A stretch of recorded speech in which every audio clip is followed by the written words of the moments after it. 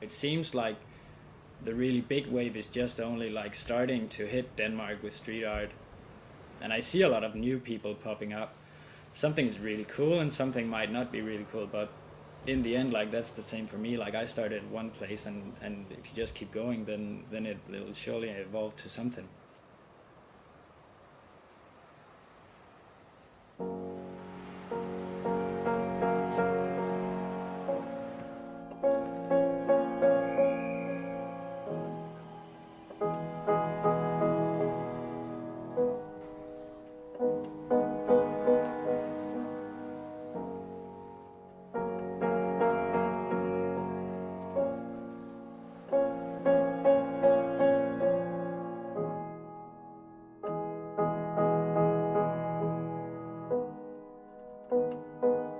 Yeah, you should definitely film Coffee and Me because that's like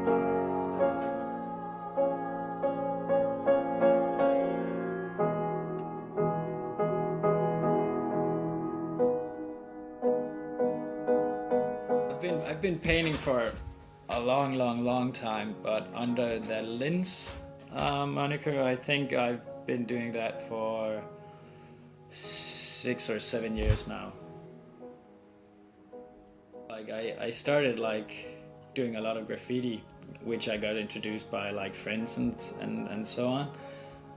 But the stuff I did was not that exciting. It wasn't special or anything. It just looked a lot like what everybody else was doing. So I came to like a point where I was really stuck in it.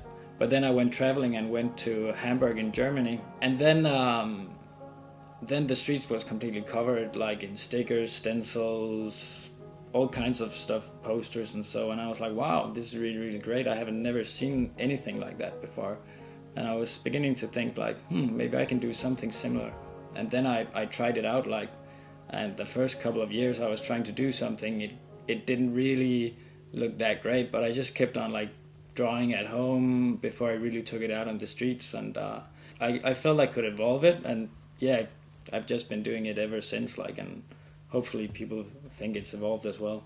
It doesn't look crappy anymore.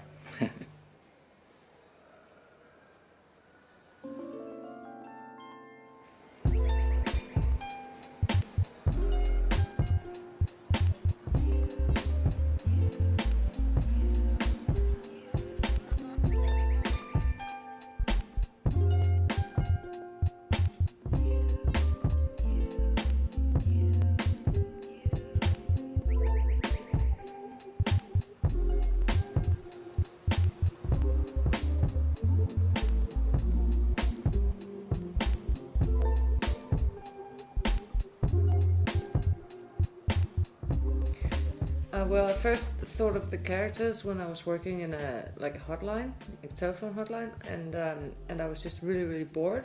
So I started drawing these characters on small labels for packages, and I just drew them and stuck them on all kinds of things, and then I just developed the style from there and found out what it should look like, and then I went over to the paper and the pasting instead after that. I always like to keep things really simple, and the fewer lines you need to say something, the better. So that's why I came up with this really simple character, and it has a few like trademarks, like there are always 3 parallel lines and stuff. So there's a particular style to it, so you can always see if it's a Kissmama or not. But I don't want to make it too fussy. It just has to be real simple. Well, I love it. I mean, some people, like a lot of graffiti artists, they think it's really difficult to do things here because it's always cleaned down really quickly, and that's true. But I try to use places, I call them non-spaces. They're like electrical boxes and ugly, like the backside of a sign, which is just grey.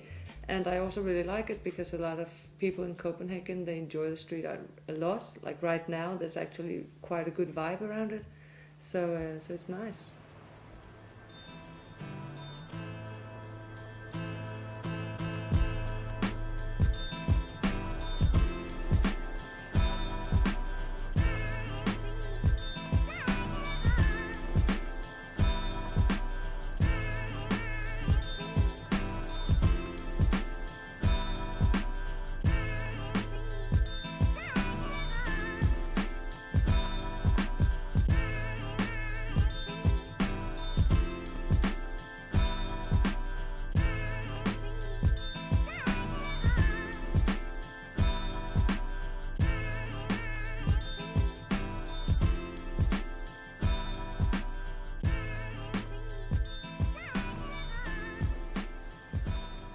Yeah, but I moved here from Canada about 2 years ago, 2.5 years ago.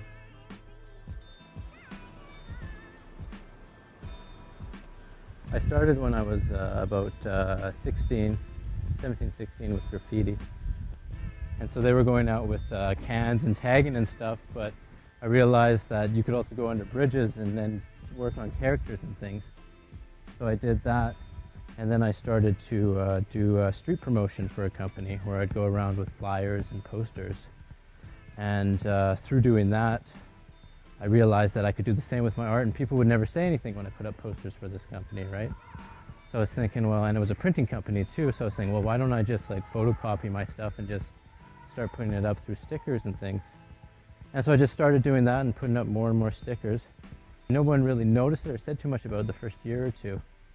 And then suddenly, slowly, it started to like, oh, you're Basco 5. Oh, I've seen your stuff all over the place and stuff.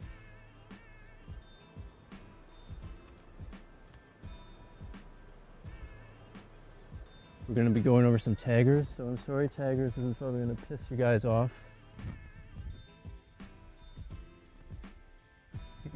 My style, it was obviously time. I drew a lot as a kid and stuff.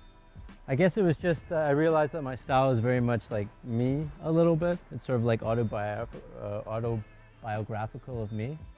And I like to draw patterns a lot and things. So it's just a progression of just drawing and just letting stuff come out naturally. And I usually use, strangely, I use a lot of the same elements in some ways. Like I'll use these waves, and I'll use a bird head, and I'll use a guy with a beard, and these. It's like I just take these elements that I've gotten good at drawing, and then I just sort of blend them together. You can see here I also use, take the images that I use on the street and also, you know, make t-shirts and things like that. So my images transfer well to like other projects or other mediums and things. I think the reason why there isn't more street artists is because it takes that energy, right? And it takes that thing of, you know, I'm going around with a bucket putting posters on things that aren't mine, you know, that takes something. And I think that's a really neat way of sort of reaching the masses too, because I mean, galleries don't always offer art to the masses, right? It's a select group of people. And this way I can go around and I can share my art with everybody, you know? Well, Copenhagen's it's a fairly small city, in terms of that you can pretty much bike anywhere or walk anywhere within a half an hour. So it's not like Berlin or London where you really need to take a train or a car or something like that. So it's really compact, and that makes it perfect for the biking culture that's here. It also makes it good with street art is that it doesn't take that much to get your stuff up all over the city.